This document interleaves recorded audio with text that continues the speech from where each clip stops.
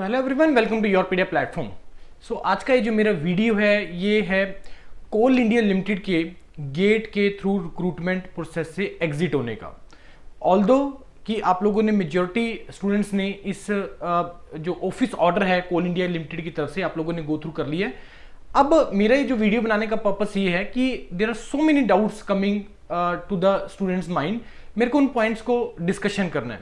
Office order क्या release किया है कोल इंडिया लिमिटेड ने, दैट जो भी रिक्रूटमेंट गेट के थ्रू होता था फॉर मैनेजमेंट ट्रेनीज, वो फ्रॉम ईयर 2024 ऑनवर्ड्स वो सीबीटी बेस्ड होगा, कंप्यूटर बेस्ड टेस्ट होगा।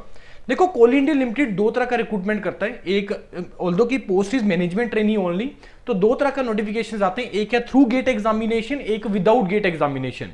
विदाउट गेट एग्जामिनेशन में post like HR, post like material management, post like purchase, post like environment, जो सीबीटी बेस्ड होता है।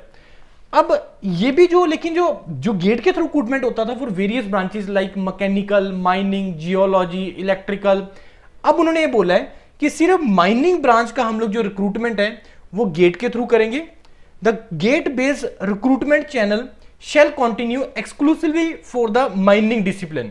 माइनिंग के लिए गेट के थ्रू करेंगे, लेकिन इसके अलावा जितनी रिमेनिंग ब्रांचेस हैं उसके लिए हम लोग जो है सीबीटी बेस्ड करेंगे। आप थोड़ा सा पीछे चले जाओ, आई थिंक 2020 से पहले कोल इंडिया लिमिटेड में जो रिक्रूटमेंट था मैनेजमेंट ट्रेनी का वो विदाउट गेट ही होता था। अब क्वेश्चन बहुत सारे दिमाग में आ रहे हैं। सबसे पहला क्वेश्चन कि क्यों सर पब्लिक सेक्टर एग्जिट कर रहे हैं गेट के थ्रू, पहला पॉइंट। दूसरा क्वेश्चन ये है कि सर जैसे यहां पे इन्होंने 2025 ऑनवर्ड लिखा है, ईयर 2025 ऑनवर्ड, तो अभी जैसे गेट 2025 के थ्रू कोल इंडिया लिमिटेड का रिक्रूटमेंट नोटिफिकेशन नहीं आया, तो क्या होगा, वो सीबीटी बेस्ड होगा। सेकेंडली, जो सर जैसे इन्होंने गेट 2026 के लिए भी अनाउंस किया था कि हम लोग गेट के थ्रू रिक्रूटमेंट करेंगे, तो सर उसका क्या होगा। तो कुछ इस तरीके के डाउट्स आ रहे हैं दिमाग में। सबसे पहला, एग्जिट क्यों कर रहे हैं कोल इंडिया पब्लिक सेक्टर गेट के थ्रू, मेरे को लगता है उसके पीछे दो तीन रीजन है। पहला, जैसे कि अब गेट में उतना ज्यादा स्टूडेंट्स नहीं अपीयर हो रहा है due to so many reasons. क्यों नहीं अपीयर हो रहे हैं, क्यों नंबर कम है, वो एक अलग डिस्कशन का टॉपिक है। पहला, मेरे को लगता है कि उसमें नंबर ऑफ स्टूडेंट्स बहुत कम हो रहे हैं। दूसरा, जो स्टूडेंट्स का जो प्रिपरेशन लेवल है, अगर आप इसको इस तरीके से कंपैरिजन करो, जैसे आईसी बेंगलोर और आईटी रुड़की ने एक रिलीज किया अपना स्टैटिस्टिकल रिपोर्ट, ऑल्दो उससे पहले वो रिलीज नहीं होता था, लेकिन अगर आप इस तरीके से कंपैरिजन करो, एक एग्जांपल लेके कि 50 प्लस मार्क्स लेने वाले स्टूडेंट कितने होते थे परसेंटेज में ऑफ द क्वालिफाइड कैंडिडेट्स। जितने स्टूडेंट ने गेट क्वालिफाई किया उसमें कितना परसेंटेज होता था जिसके 50 प्लस मार्क्स आते थे। एज पर द डाटा जो मैंने एनालिसिस किया है वो ये है, अभी आजकल ये जो नंबर है ये 10 to 12%, मैक्सिमम 15% है। कंप्यूटर साइंस का मैं नहीं डिस्कशन करूंगा यहाँ पे, other than computer science branches, mechanical, civil, EC, electrical, chemical, इन ब्रांचेस की अगर हम बात करें तो ये नंबर बहुत कम हो गया। ये नंबर 50 प्लस लेने वाला किसी टाइम पे अराउंड 35% के आसपास होता था।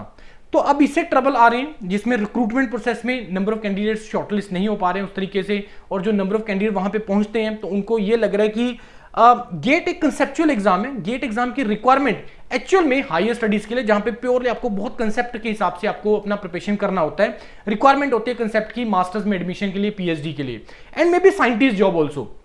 लेकिन जहां पे आपको सेल्स मार्केटिंग का job like steel authority of India limited का, एचपीसीएल का, आईयूसीएल का सेल मार्केटिंग का इसमें प्रोफाइल आपको मिल रहा है, तो वहां पे hardcore technical knowledge, conceptual knowledge इतना ज्यादा हमें नहीं रिक्वायरमेंट है। और जो स्टूडेंट वहां पे उनके पास शॉर्टलिस्ट होके आ रही हैं, उनमें मे भी उनको लग रहा है कि वैसा स्किल्स उन स्टूडेंट में नहीं मिल रहा, मतलब उनको वो पूल नहीं मिल रहा है, वो उतना ज्यादा स्टूडेंट का पूल नहीं मिल रहा है जो उनकी रिक्वायरमेंट को पूरा कर दे। तो इसी कारण से मेरे को ये लगता है कि जैसे एचपीसीएल ने एग्जिट कर दिया था, आईयूसीएल ने इस कारण से एग्जिट किया कि हमें इतना ज्यादा हार्डकोर टेक्निकल पेपर लेने की। एचपीसीएल का पेपर नॉर्मल आता है, आईयूसीएल का लेट्स सी कैसा आएगा, फिर ओएनजीसी हो गया, बीआरसी का पेपर वर्सेस एचपीसीएल आईयूसीएल का पेपर, अगर तुम जो सीबीटी होता है कंपैरिजन करोगे तो आपको जमीन आसमान का नजर में आएगा डिफरेंस। तो मेरे को ये रीजन लगता है कि क्यों ये एग्जिट कर रहे हैं। मे बी 2-4 साल के बाद ये दोबारा से इन हो जाएंगे गेट के थ्रू, जब उनको लगेगा यस, एक तो नंबर ऑफ स्टूडेंट्स बढ़ गया है गेट एग्जाम में जो अपीयर हो रहे हैं, दूसरा जो स्टूडेंट मार्क्स वहां पे स्कोर हो रहे हैं उनको वो ज्यादा पूल भी मिल जाएगा। तो मेरे को ये रीजन लगता है। अब दूसरा पॉइंट आता है कि सर अब क्योंकि इन्होंने ईयर 2025 लिख दिया यहां पे, तो इसके बाद का रिक्रूटमेंट देखो, अभी मेरे को स्टूडेंट्स के मैसेजेस भी आ रहे हैं कि सर कैसा होगा इसका आगे रिक्रूटमेंट प्रोसेस कैसा रहेगा।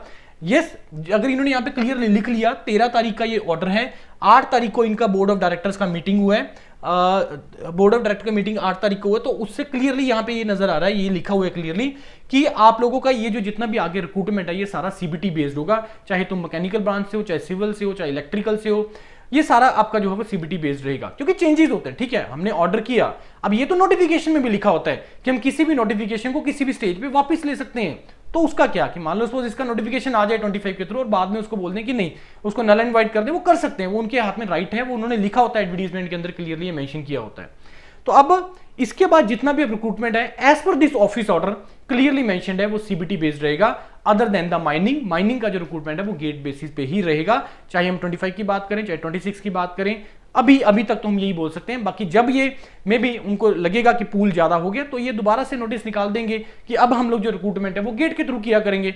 सो इट्स वेरी सिंपल, ये क्लियरली यहां से मेंशन हो रहा है। बाकी you know that Yourpedia is a platform, जो पब्लिक सेक्टर जो विदाउट गेट आते हैं, एग्जाम्स आते हैं, सीबीटी बेस्ड एग्जाम होते हैं, योरपीडिया इज द प्लेटफॉर्म जो बहुत अच्छे तरीके से डेडिकेटेड टेलर मेड उस एग्जाम की रिक्वायरमेंट के हिसाब से प्रिपरेशन करवाते हैं।